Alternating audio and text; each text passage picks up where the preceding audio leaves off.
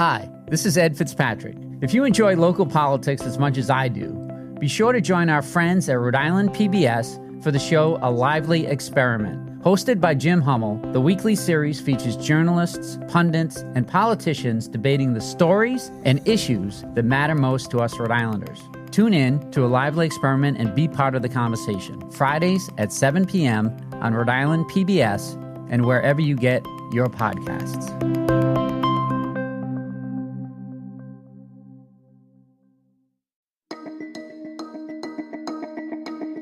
From the Boston Globe, this is Rhode Island Report. I'm Ed Fitzpatrick.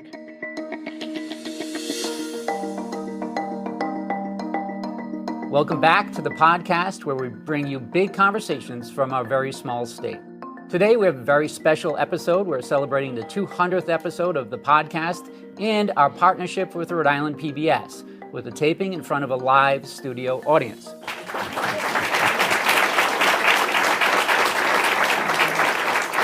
I'm joined by Jim Hummel, host of A Lively Experiment on Rhode Island PBS. Together, we're going to talk to Senator Jack Reed and U.S. Representative Gabe about the decisions being made in Washington, D.C. and the impact they are having right here in Rhode Island. Senator Reed, Representative Amo, thank you for joining us today. Thanks, Ed. Thanks for having us. So 91 days have passed since Donald Trump took office again as president. Since then, we've seen countless headlines on DOGE cuts, deportations, tariffs, even Greenland. So I want to borrow a phrase from my fellow host Jim Hummel here and ask, what has outraged you the most, beginning with Senator Reed?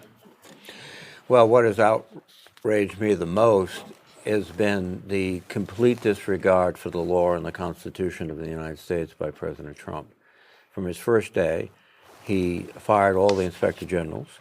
That, under the law, would require 30 days' notice to Congress and cause. He ignored that. And one of the things you're going to do if you intend to disregard the law is you get rid of the inspector generals, because their job is to see that the law is faithfully enforced. And that, together with his rather erratic economic policies, have put us in a position where our institutions are being challenged, our markets are challenged, and we're in a situation in the world where we're alienating our friends and embracing adversaries like Russia. So this is a formula for disaster, and we're trying our best to convince our Republican colleagues in the Senate and the House that this is no way to run a government, and they have to step up. Representative Amos, same question. Well, look, my answer is complementary to the senators. I believe that the abdication of responsibility from our Republican colleagues in the House and the Senate to wholesale say, as a branch of government, you know what, whatever you want, President Trump, helping him fulfill his aspirations of being a king. They, time and time again, have let the executive branch run roughshod over responsibilities that belong to us in Congress. Moreover, the heartlessness that we've seen, whether it's the slashing of jobs at the USDA, at the FDA, at the Nuclear Security Administration, all of these things that put us at greater threat, they bear some responsibility on top of that. The fracturing of our alliances around the world. The thing that makes America great is that our alliances are built on trust. And frankly, no one in the world trusts us anymore. And that's because our Republican colleagues have said, we're going to defer to the authoritarian who is aspiring to make everybody around the world come to his doorstep and beg. That's a shame. To follow up on that, thousands of people marched through the streets of Providence on April 5th as part of the hands-off protest seen nationwide. They, too, were outraged, but they were also demanding action. So beyond strongly worded letters, what have you done and what can you do, since Democrats don't have a majority in the House or the Senate? Representative Amo, did you attend that protest? Yes, I was in the crowd. And I decided very intentionally to go and be in allyship with people, but not seek any particular attention, because we have to do this together. I've been at protests at a lot of the alphabet soup of agencies, at the USAID, at the Treasury, at the CFPB, at NOAA. Not many people know where that is. But I've been there on that doorstep. And yes, those sharply worded letters are part of the strategy, but we also have to think broadly. We have to deploy our voices around the state, around certainly my congressional district, around the country. We also have to find the courage deep within the bellies of some of our Republican colleagues who are at home over these last few weeks to say enough is enough. That's why a lot of them are hiding. They don't want to do town halls. In fact, a Republican campaign leader said, don't do town halls. Senator Reid, will you be trying to top Senator Cory Booker's 25-hour speech on the Senate floor? Yes, and I will do it upside down on my hands. No, Cory is an extraordinarily talented gentleman, and it was an impressive feat, not just because of the time, but because he really rallied the country with his observations about what was going wrong and what we have to do to put it right. And he gave us a real bounce, frankly, and we've now hopefully can move forward even with more effectiveness to curtail what the administration is trying to do.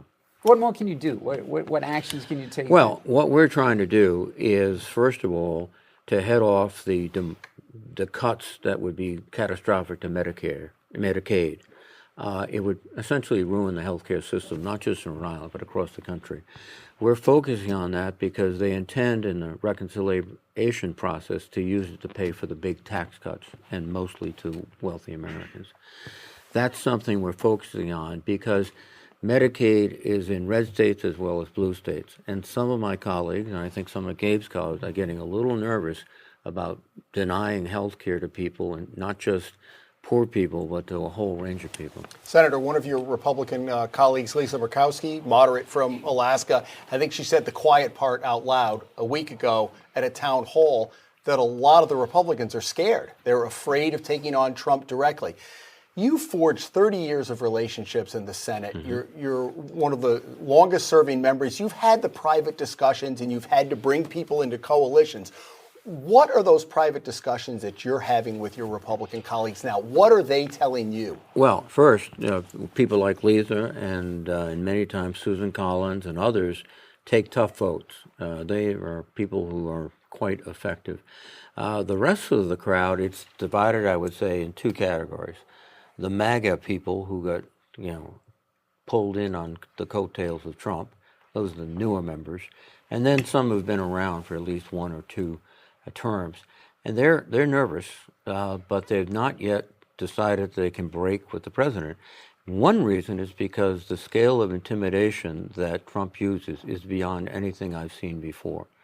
It is not only Elon Musk jumping up and down and say, I'm going to put $1 million against you in a primary. It's intimidation of, we're going to let this bad news about you get out. It's also,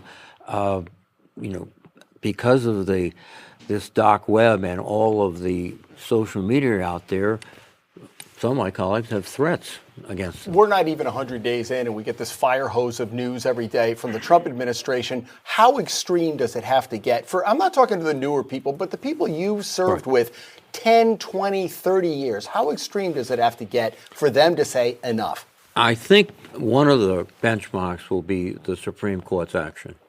I would hope that they would be in a position never to accept a president who would attempt to defy the Supreme Court. And that would be the point at which these reasonable Republicans come over and say, we have to stop this. Representative Amo, when you were elected, Washington was a lot different. President Biden was the president. Is this what you signed up for? Look, Harry Truman said, if you can't stand the heat, get out of the kitchen. And I'm putting my hand on the oven because the people of the 1st Congressional District want that. They want a rigorous defense of Medicaid, of SNAP benefits. Just today, thinking about the work that matters here, I went to a food pantry. I went to a community center, the West End Community Center, and saw directly those services being higher in demand because of this arbitrary tariff regime that is raising prices for people in the state and across this country.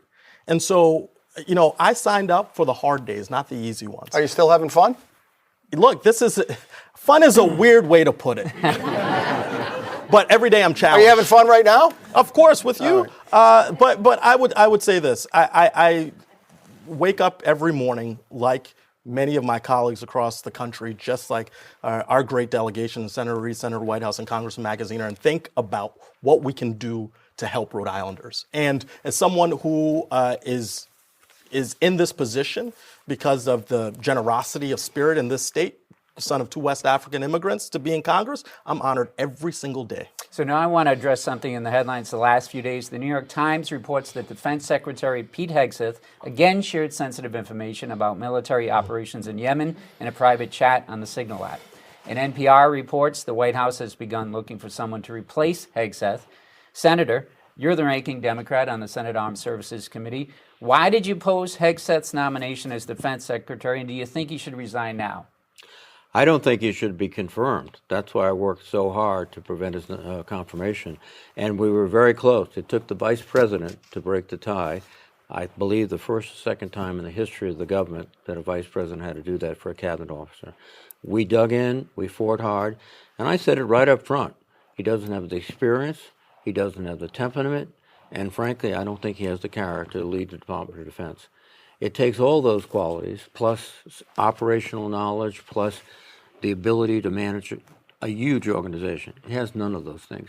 His management skills were tested when he ran a veterans association, which essentially went bankrupt under his leadership. And I think one of the things about him that I've observed is that he works in this circle of very close cronies, including, by the way, his wife, who's constantly with him, even in secret meetings and even on that Signal chat, which is completely inappropriate. So you've got someone that just doesn't have the skills necessary, and I tried to convince my colleagues, and I got 3, but I needed 4. Yeah. Should he step down now? Well, yes, I think he should, and I think the burden now on both the president and my colleagues on the Republican side is to ensure that his successor is a competent individual dedicated to the Constitution and not to the president. How much of these reports about kind of chaos at the Pentagon begin to seep up to the White House? Because I think Hegseth's been the lightning rod, but you look at what's going on down the ranks, and you've served. That gets to be pretty serious. Well, absolutely. It's chaotic there now. He just fired, without any rationale, 3 advisors who he's known for years. They claim that they were thrown out without any proof of anything they did wrong. They claim they did nothing wrong. His chief publicist, who wrote an editorial this weekend, said, "Oh, he's a wonderful guy, I love him, but he should be fired." There have been reports that they might quietly give more responsibility to Deputy Defense Secretary Feinberg. What do you think of that idea? It's a very bad idea. Feinberg is a very talented, no, it's true. He's a talented individual, but his job is to essentially run the building. All of the administration, all of the logistics, all those things, where the Secretary of Defense has an overwhelming job to be the chief advisor to the president, communicating with all the COCOMs, all the commanders across the globe of what's the strategy, what do we do, how do I integrate with other countries and their militaries, and to put those tasks on the deputy secretary. He's already working probably 24/7. It's impossible. Meanwhile, Elon Musk's Department of Government Efficiency has set a loose target of slashing as many as 200,000 jobs from the Pentagon's civilian workforce of 750,000. So, Representative, what would that do to the Pentagon's ability to fulfill its mission? Well, these arbitrary targets and numbers that we've seen come out of DOGE reflect nothing but back-of-the-envelope math about trying to make a headline and please Donald Trump. Unless it's evidence-based, unless we are focused on working with Congress in a real way, I would be happy to look at waste, fraud, and abuse. But let's be very clear. This pursuit of efficiency gets revised over and over again. They put things up on websites. They take them down. They can't account for any of the savings. So it is not an intellectual exercise to simply put out some numbers unless there's something backing it. And look, we've got great leaders in Congress who want to hold our institutions accountable. Let's work together, not give the richest guy in the world whatever he wants, knowing whatever contracts he may have and conflicts of interest we won't know because he's a special government employee who does not have to file financial disclosures. That's bad. Senator, the president launched tariff wars against virtually all of our trading partners, and that's on again, off again. It's reeled the markets. You're not quite sure what's going on day to day. What is that effect is going to have on Rhode Island's economy? We have tourism. We see nationally that a lot of people are canceling trips. Right. We rely on tourism, the state's pension fund, all of that. What is the direct effect of those tariffs going to have in Rhode Island? Well, the first effect will be inflation for products that we depend upon, groceries, other products. Then you'll see our industries begin to slow down because the supply chain will be more expensive or even not available. That'll cause layoffs because you don't need people when you're doing half the business and half the production you did last year. We import a lot of cars into the United States. Foreign cars now are being heavily taxed. My sense is the way the market works, they're not going to be as numerous as in the past year when we were moving cars in here. It's going to have a ripple effect, and then it's going to affect our state budget and our cities and town budgets because they're going to have to make up the gap. One example, not tariff example, but they've taken the EDA program from the Department of Education, which deals with disabled children. They moved it into the Department of Health and Services and Bobby Kennedy. At the same time, they're cutting 20,000 people from that department. So you have a completely new program that no one has any experience with there. And then you're creating chaos by cutting 20,000. That is just going to cause complications and complications. And, so it will affect everyone very quickly, and it will be, it's one thing to pick one thing and mess it up, but when you pick everything and mess it up deliberately, then you've got a real problem on your hands. So the Trump administration is dismantling the U.S. Agency for International Development, USAID, and that's had an impact here in Rhode Island. Where Adesia Nutrition has laid off workers amid stop work orders and delayed payments for the food it provides to starving children. The Trump administration says it reviewed foreign aid programs and found that many are not in the national interest. Your response, Senator? They're definitely in national interest, and I'll tell you, we had Admiral Paparo, the commander of the Pacific Fleet, Indo-PACOM, before our committee, and I asked him directly, what's the impact of the cuts to USAID? He said, sir, we have no presence in the South Pacific unless we have USAID, our NGOs and our Peace Corps people, and without that soft power, our hard power is not as credible or as effective. It is a national security issue, and it's ridiculous in terms of saying it has no effect. The PEPFAR program started by George W. Bush for AIDS in Africa, it has helped keep alive hundreds of thousands of people. Without it, and it's been cut, those people will die. And I think a lot of us didn't realize the far reach of USAID. I'm sure that, look, there is some waste, and I think they've gone in and identified some of that, but you see Adesia, which gets so much bang for the buck with American-made product. What have you learned about USAID? Because you're a newer congressman. Yeah, and I serve on the Foreign Affairs Committee. So USAID is under our purview. And when you think about America's interests, it's twofold. We know our values. And if we're going to lead the world, it is important that we prioritize making sure that starving children don't die.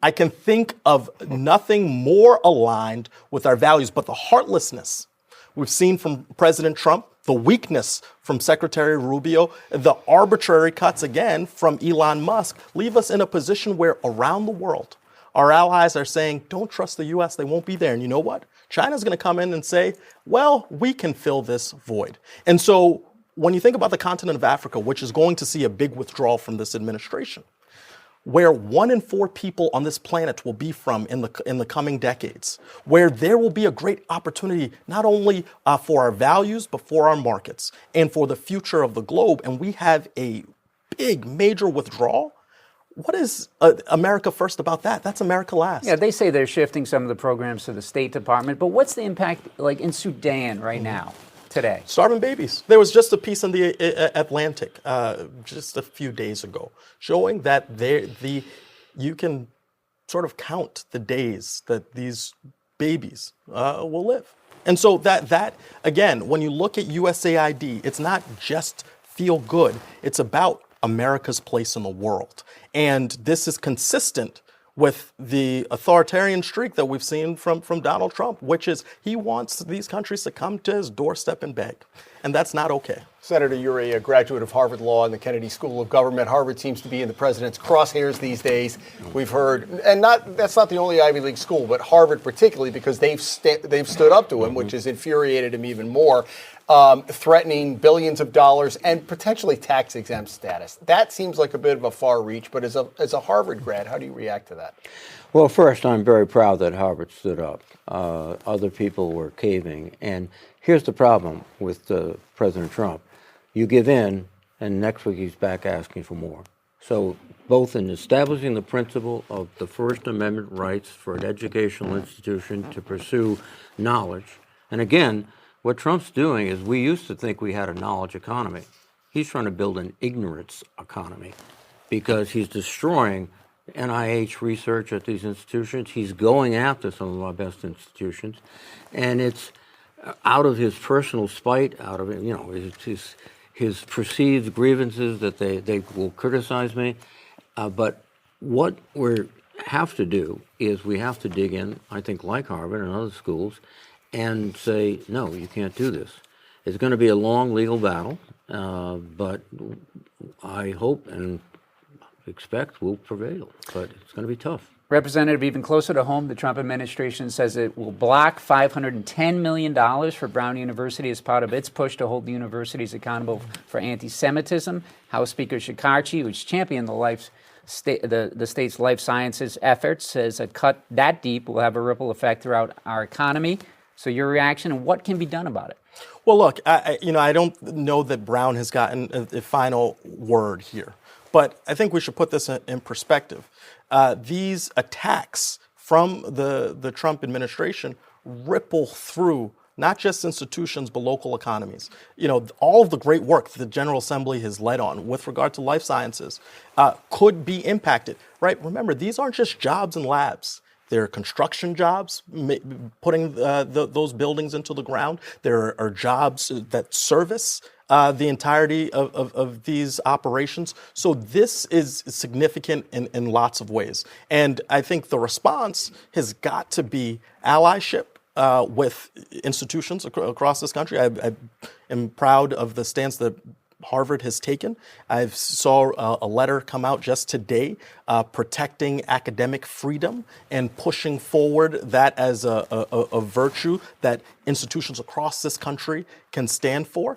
And you've seen on the topic of anti-Semitism, you've seen Brown Hillel, along with members of the Brown Corporation, speak to the work that the community has done to combat anti-Semitism, bring unity to the campus, and really build a community where everybody should feel safe academically. And that's got to be the focus.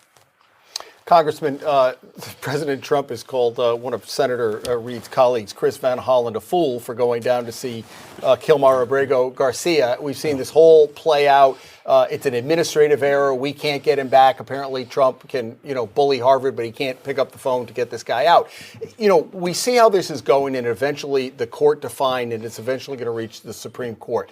What concerns do you have, and this is the larger issue, if the court starts ruling against the Trump administration and they kind of brush it off? Do you have concerns about that? I have deep concerns. I think that puts us in peril. That initiates a constitutional crisis. And that is something that we need every segment of our country speaking to.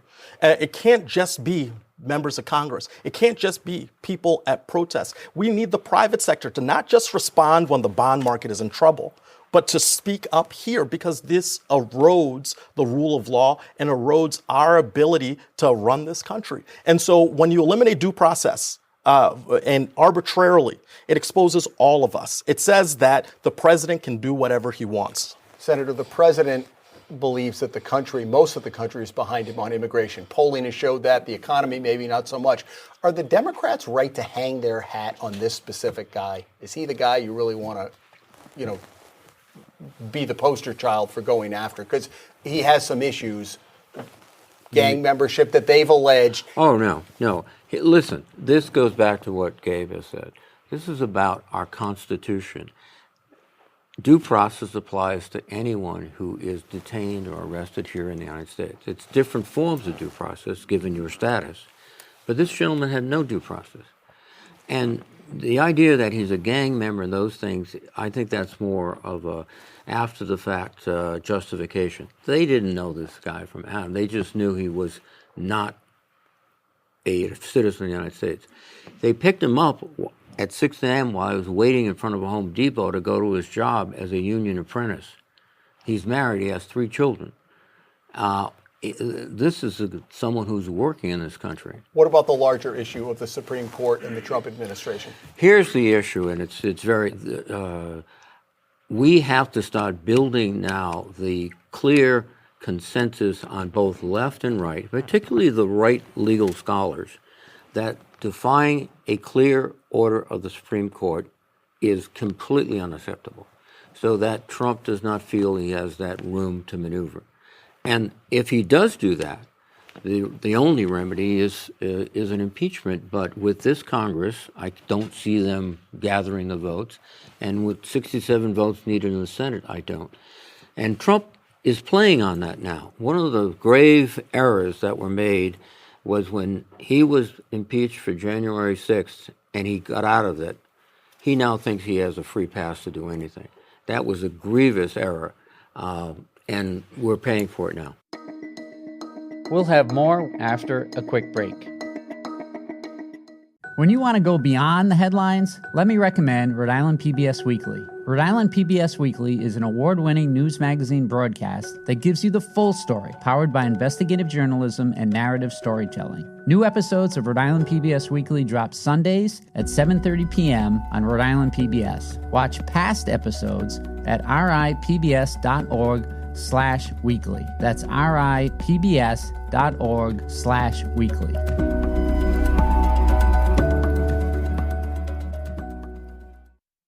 Today is Earth Day, and we're seeing protests against the Trump administration's climate policies. What does the Trump administration mean for attempts to address climate change and to convert to renewable energy? And do you expect the administration to issue an executive order to revoke the tax-exempt status for environmental, social justice, and immigration groups? Senator? They could do all of that. They've already essentially undercut offshore wind, which is very promising not only to relieve us from energy demand, but also in Rhode Island as a very productive manufacturing process for boats and for towers, et cetera. They're doing that. They have complete contempt for the environment. And I would say this goes back to what we read about during the campaign. He had a big soiree with oil executives. He said, listen, I'm going to take care of all this green stuff. Give me $1 billion in campaign contributions. That type of quid pro quo is, let me say, objectionable. And one other point, too. No president, in my understanding, has ever run their businesses out of the White House. He's doing that. He's got a cryptocurrency business. He declares, well, we're going to have a cryptocurrency reserve. What a coincidence. The day the stock market collapsed, he flies to his Mar-a-Lago golf courses around there and hosts the Saudis, who are putting millions of dollars into the tournament, into his pockets. And also, they're all staying in Mar-a-Lago. So we are looking at a president who has, again, no respect for the law in terms of not only social policy, national defense policy, but just his own personal behavior. Representative, what's your response to the attempts to cut the budget of the National Oceanic and Atmospheric Administration? You mentioned NOAA earlier. Yeah, so I serve as the top Democrat on the subcommittee of the Environment on the Science, Space, and Technology Committee. And so it's an R&D committee. It's about the future. And all the Trump administration wants to do is take us back to the past. When you look at NOAA and think about its future footprint, because of Senator Reid's great leadership, the Atlantic Operations Center, he's slated to be here for 2027, is our ability to map the ocean, to predict storms. But they want to erode every single capacity of that and privatize it, trying to get rid of the National Weather Service. What utility does that provide? We talk about not just predicting storms, but also helping to keep planes in the sky. And they are doing the opposite, making us unsafe. So I'm working pretty vigorously on both NOAA and the National Weather Service. And, my committee is one of those few bipartisan vestiges left. And so I'm going to try really hard to impress on my colleagues the importance of science and making sure that we have not only the agencies doing the work, but we also have the talent, because a lot of the scientists that have been laid off here really imperil our ability to be that predictive value to help anticipate and respond to climate change as we see it. This question is for both of you. In last election, the elections last fall, President Trump got a greater percentage in virtually every state. He won the popular vote, which he likes to, translate into a mandate. And the Morning Consult latest poll has 43% of Rhode Islanders agreeing with what he's doing. Why do you think the majority of Americans rejected what the Democratic Party was offering last fall? There's been a lot of soul searching, a little bit of navel gazing, and where do we go from here and what's going to be the answer? Why did the American people reject the Democratic message last fall? And let's just be clear, it wasn't an overwhelming rejection. We're talking 49.8% of the vote to 48.7% of the vote, narrow. Now, I don't think that's an excuse. I'll be very clear. We should win against a multi-time felon, against someone who says, derogatory things about a lot of segments of the population. But I think we ultimately lost because, in many ways, we were talking about an America where folks wanted some sort of difference. They said, I'm working harder than I've ever worked, and I'm not getting ahead. I'm playing hard by the rules. I don't know what's wrong with the system, what's wrong with the structure in which I'm playing by the rules. And so I think those two things are difficult to overcome when you're trying to run virtually a re-election campaign. You're saying, I want to continue in a certain direction. And, at the end of the day, if people don't feel the policies that you put forward, that is a difficult challenge to overcome. Maya Angelou said, people forget what you said, forget what you did, they'll remember how you made them feel. If you aren't feeling good, elections are very emotional. It's how you feel today, but also how you want to feel about the future. Same question. And did the party drift too far to the left? I don't think the party drifted too far to the left. I think what happened was that Trump, very cleverly, his campaign, more effectively, frankly, than our campaign, used images, transgender images, et cetera, to try to convince, and they succeeded to an extent, that we're a party that's all we care about. I think on our side, we were trying to impress the voters about, listen, we've had some accomplishments. Our economy is solid, the best in the world.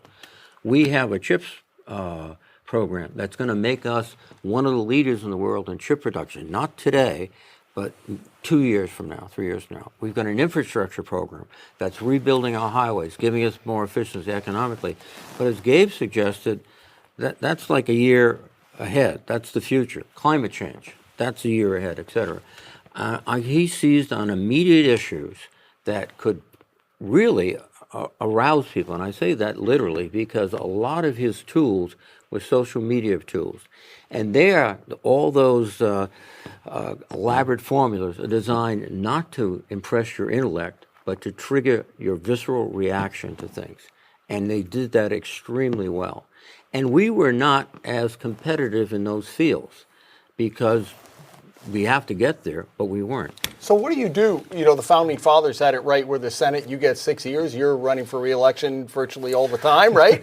And so we have midterms coming up in a year and a half. You got this fire hose coming at you every day. What's the long game in terms of getting the message and potentially getting the House back? Maybe the Senate's a little bit more of a challenge. What do you do over the next year and a half? Because it looks right now like the Democratic Party is rudderless. They're getting hit every day, and it's reactive rather than proactive. Well, I think what you're seeing is, first of all, some of these irrational policies of the administration are beginning to affect real Americans, and they're saying, holy cow. Frankly, we've had 2 town halls in the last week, we had 650 people in Portsmouth last evening, and they're scared because they're looking at Wall Street collapsing, they're looking at the Treasury collapsing, they're looking at trade and tariffs, and that is being internalized. And eventually, I think they'll say, this is no good for me. Are you at the point of being able to deliver each other speeches at these town halls? Are you that familiar yet? Well, look, I will always be someone who admires Senator Reid. I said last night at a forum that I first met him when I was 18 years old. I won a program, the United States Senate Youth Program, and I said maybe one day I'll get to work in one of these buildings. And luck has it as that the case right now. But what I would say is your point about where we're headed. I think we ultimately need to paint a vision of the future. Donald Trump won't be on the ballot. Right, he is the past, hopefully, and our message has to be centered on hopefully pain we're able to avert, but also a vision for the future. As a 37-year-old member of the House, I talk about Social Security. You know why I talk about it? Because that's a future I want to have too. And so we have to be focused on what people care about, and that's why if we sound alike, it's because I think we're coalescing. There's this Dems in disarray thing is really good for cable TV news. It's not necessarily reality. You mentioned your age. In 2 days, David Hogg, a Parkland High School shooting survivor who's now Democratic National Committee Vice Chair, will be in Rhode Island to back an assault weapons ban. Hogg has said Democrats must end, quote, a culture of seniority politics that lets older, less effective lawmakers hold office at a moment of crisis. Senator, you're a veteran senator. Your response? Well, I think you have to judge individual candidates based on their performance and their ability to perform going forward. And that judgment is left up to the people who elect you, not vice chairs of the Democratic National Committee or anything else. I think you could look at some people who are middle-aged but are not particularly effective. The issue is effectiveness, and that's what we should be looking at. And what do you say to those who want to oust Senate Democratic leader Chuck Schumer? Well, first of all, I say to them, you've got to step back and give him the time to pull us further together, to make difficult decisions. I've worked with Chuck for years. So you're not one of those? You're not calling for him to go? No. I think, the worst thing we can do as Democrats is spend the next year and a half fighting with each other. Yeah. You want to guarantee a Republican triumph in 26? We'll just have these fights about, let's get rid of Chuck, let's do this, let's do that. We have to find a common message, and Gabe has articulated very well. We are for the working class. We are for an information economy. We are investing in the future. We are dealing with climate change because if we don't, your children will be in a very dire position. We have to communicate that, and it's not just the words, it's the technique. It's getting on YouTube. It's communicating through social media, and we've got to do more. Senator, if you get elected next year, you will be in your early 80s when you leave. Are you having any second thoughts about running next year? Well, I know Congressman made you feel old when he was talking about being 18, but we'll go ahead and put it on. We'll put it on the table now. You're not Chuck Grassley, but you're getting on in years. Well, thank you, Jim. So are you. So we have aged together. So are you going to continue to do your show next year? I don't know that I'm going to be working when I'm 75. Well, I'm working right now, and I think I intend to keep working because over the course of the years, I've tried to develop insights into the problems that face us. I've also tried to dedicate myself to, as I learned at West Point, selfless service to the nation. And I hope I can continue that. And if I felt that I was anyway physically impaired, I wouldn't. I feel fine. And Rep, what do you say to those who want to see a new generation of Democrats leading the charge? We can do both. Well, this is not an either-or thing. Jack Reed is a great mentor to me to understand how to serve Rhode Islanders. And I would not trade that in for the world for rookie experience that hasn't done anything for anybody.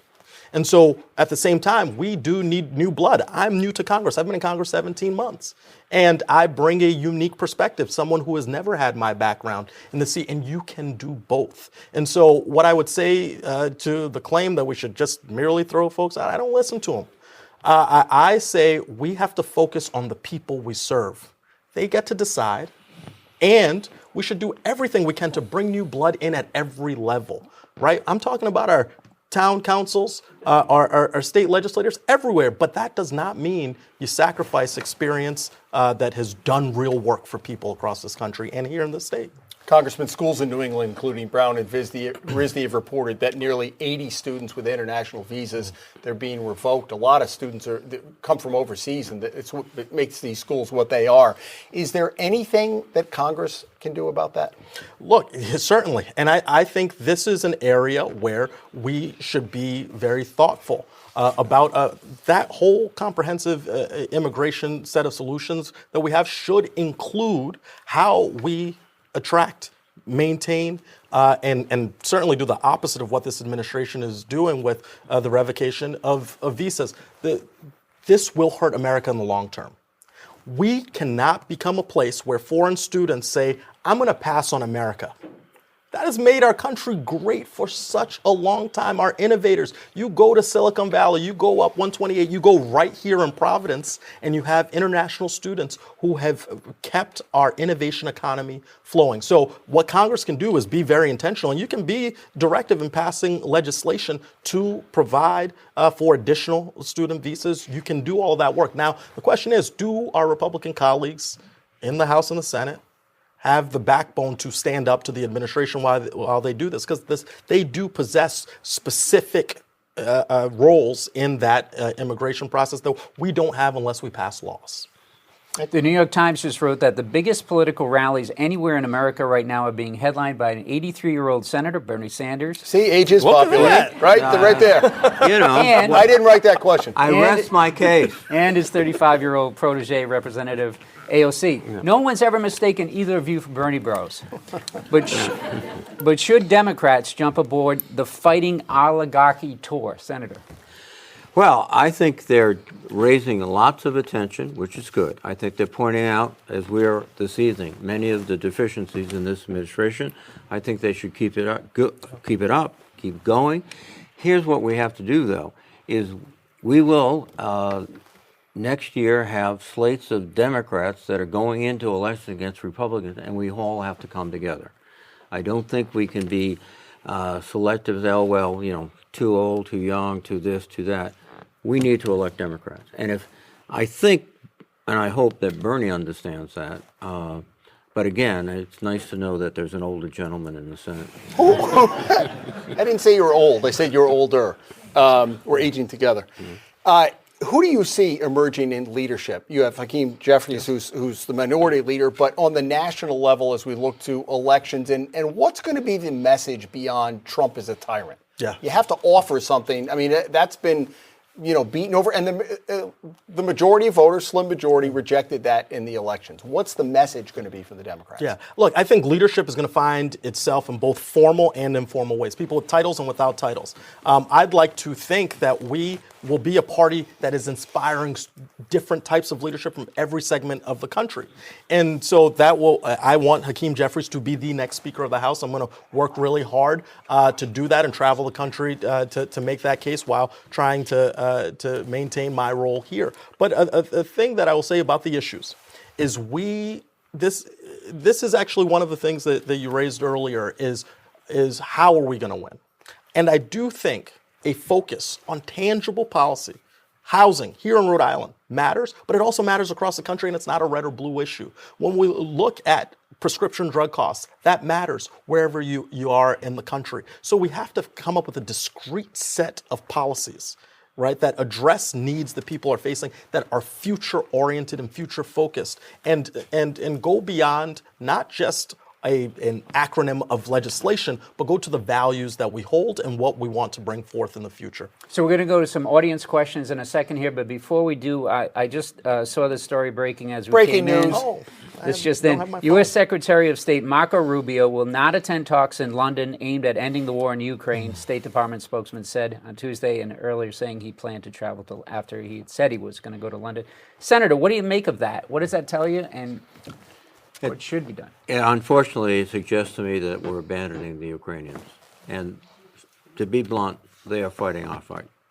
They are sacrificing blood. I've been over there a few times. They are doing remarkable things. And if they lose, Russia, Putin will not be satiated. He will look for more former empire territory to take, and it will set a terrible, terrible, terrible example, because essentially they'll say, well, the Americans will quit. They'll always quit. Just stay long enough. To our Chinese friends, they'll be looking at Taiwan saying, this could be a matter of 2 years. We can live that way. And Rep, what do you think of this new world order that the Trump administration is shaping? Yeah, look, it's not America first, it's America last and Putin first, right? This is a willful abdication of responsibility. Our alliances in Europe are frayed. They don't trust us. They are all preparing for a world without us there. Not just a multipolar world, but a world where America is an afterthought. When you have Canada and them running a campaign for the leadership of that country, and they're actively talking about warding off America taking them over, that's scary. And so this is part of a pattern. These aren't one-off incidents. It flows together, and it's scary. And this is what we will continue to be speaking about, and we need our colleagues to join with us in this fight.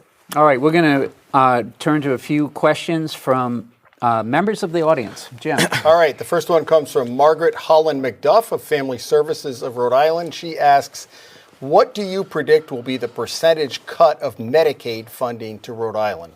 Senator, let's start with you. Well, I would hope it's zero, but we're looking at Republicans who in the House have designated $880 billion in cuts to Medicaid, which would devastate our program, all of our programs.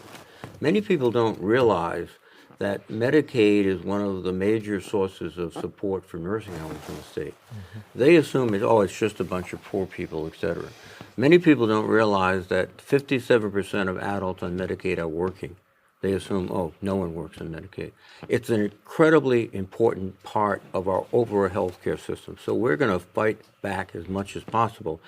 And I think we can make some progress, because this is not just a Rhode Island phenomenon.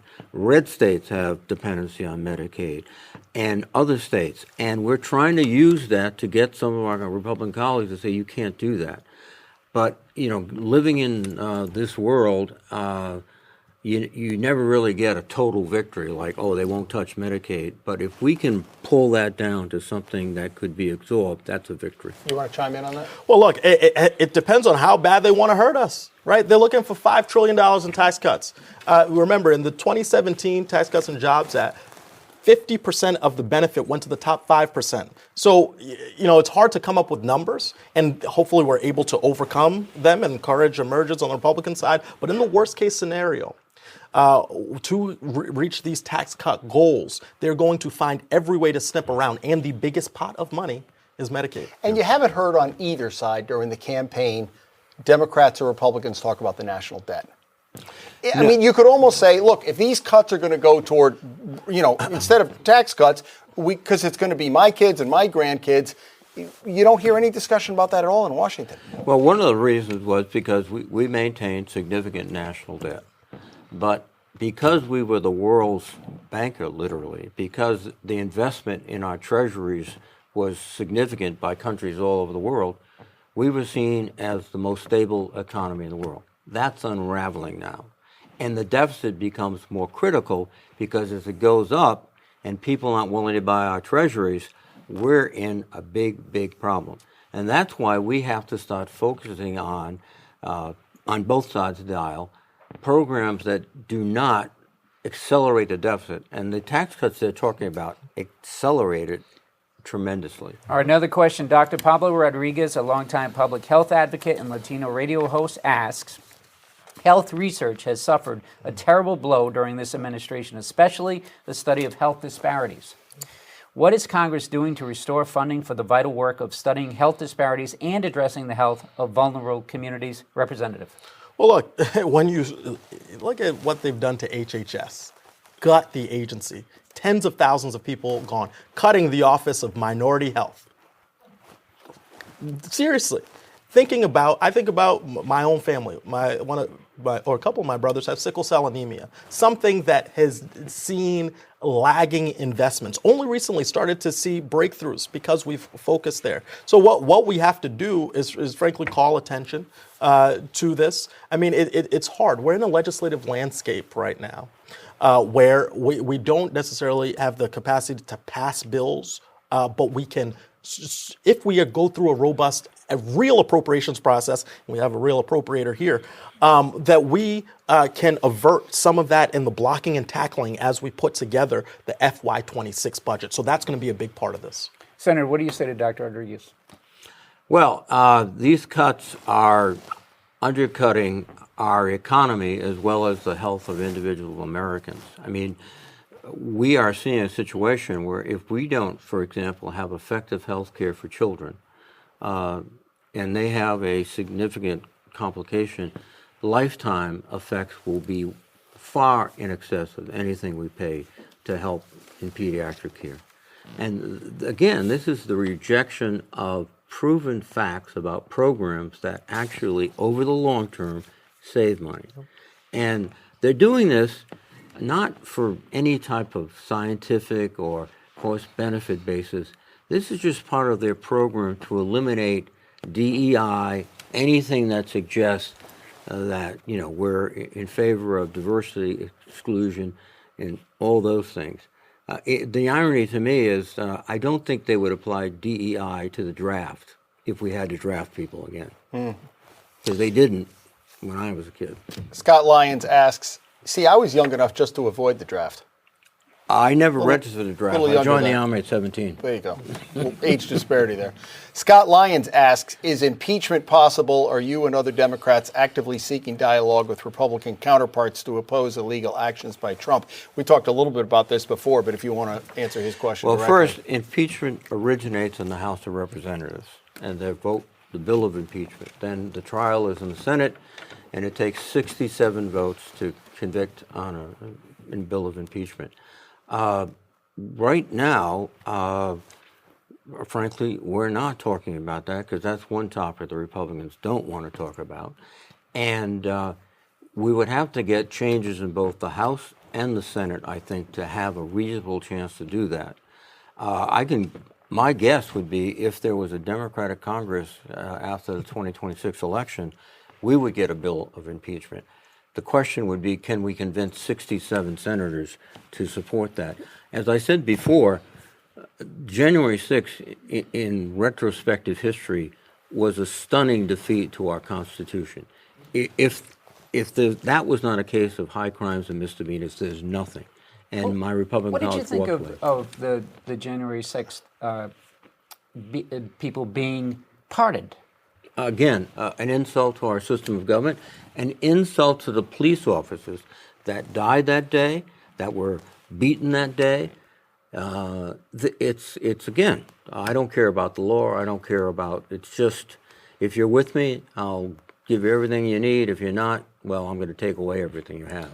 Well, I'll tell you, one of the most astounding images I saw was on Inauguration Day, sitting in that rotunda and watching Capitol Police officers. In many ways, one of the reasons I went was to bear witness to that, because their patriotism triumphs much of what we've seen out of the shameful activities of this administration. But to the topic of impeachment, I think what is even more scary for Republicans in this administration is oversight. So when Democrats win the House back, they don't want to be dragged in front of the House. And we have subpoena power in the House and those committees. So if they don't show up, they're going to spend a night in jail or more. So let's talk about the midterms, a year and a half away. But really, if people are thinking of running, it's going to be a year away.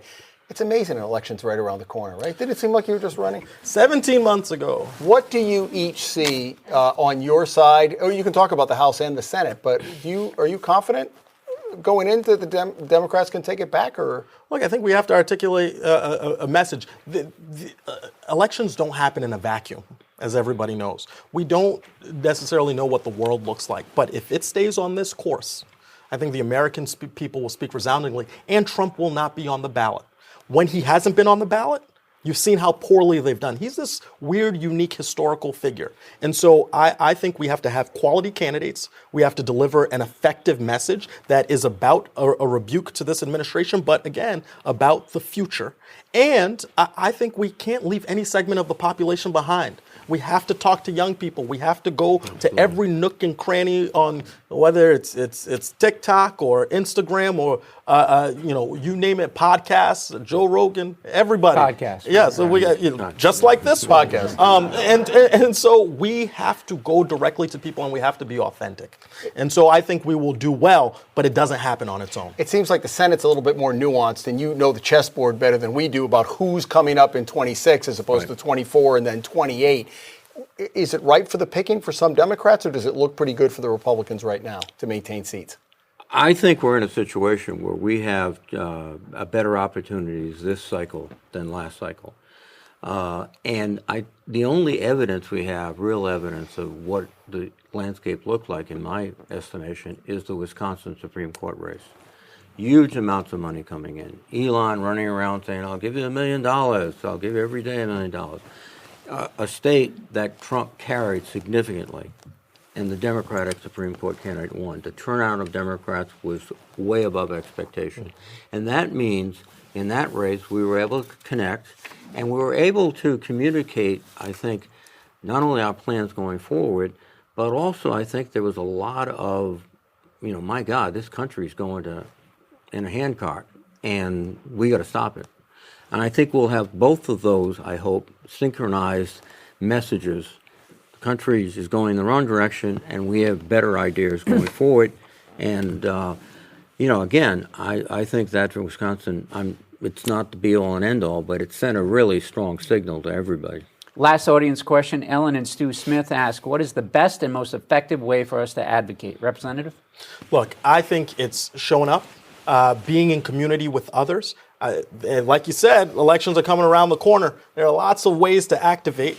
And so, picking up those phones, if you have the capacity to go to those states, that is going to matter. And then to advocate, I think sharing in your networks real information. We are living in an atmosphere of disinfo and misinfo that's never existed before. So being that vessel, we all got a social network that is both online and offline. Deploying all of those tools, I think, is a step towards the advocacy that we need. Senator? I think we have to focus on red states. So if people here in Rhode Island have friends, family in Tennessee and Kentucky, contact them, as Gabe suggested, with the facts. I think we have to assist that effort, because I think we, the Democratic National Committee, has to put together a website where you can go and say, Trump said X, but that's wrong. This is the facts from a reputable source. And if we can start communicating that to people all over the country, that's the antidote to some of the disinformation. But also, it reinforces, asking simple questions. What's the price of eggs down there in Arkansas today? Oh, gee, wasn't he going to fix that? I mean, I don't want to be too clever, but just reaching out to places which are either purple or red. Senator Reed, Representative Hummel, thank you for joining us today. Let's give him a big round of applause.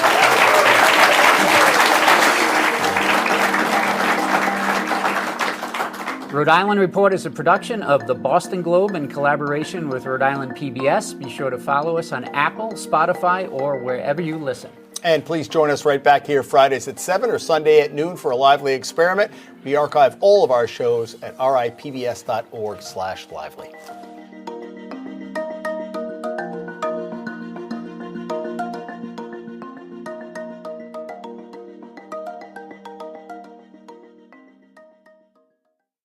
Looking to binge watch all your favorite PBS shows? You need Rhode Island PBS Passport, Masterpiece, Antiques Roadshow, Rhode Island PBS Weekly, and many more. Watch them all, anytime, and from any streaming device. Learn more about this member benefit at ripbs.org/passport.